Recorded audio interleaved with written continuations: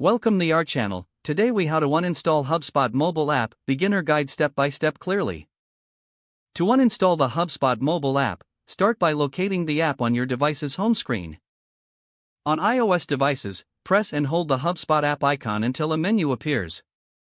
Select Remove App from the options provided. Tap Delete App to confirm that you want to uninstall it. For Android devices, find the HubSpot app in your app drawer. Long press the app icon until a menu appears or until the screen changes. Drag the app icon to the uninstall option that appears at the top of the screen.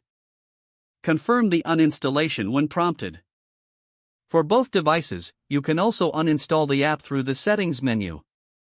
On iOS, go to Settings, then tap on General. Select iPhone storage or iPad storage from the list. Scroll down to find the HubSpot app and tap on it. Choose Delete App and confirm your choice. On Android, open the Settings app and scroll down to Apps. Locate and tap on the HubSpot app from the list. Select Uninstall and confirm the action. Once uninstalled, the HubSpot app will be removed from your device. You can always reinstall the app later if needed from the App Store or Google Play Store. If the page does not load, refresh the browser or try again in a private or incognito window.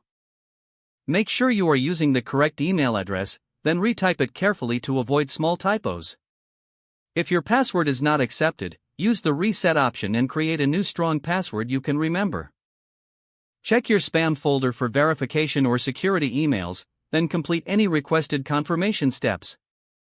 Enable two-factor authentication if available to improve account security and reduce unauthorized access risk. After signing in, review your profile details so your contact information and settings are accurate and current. If you see an error message, note it down and try again after restarting your device and internet connection.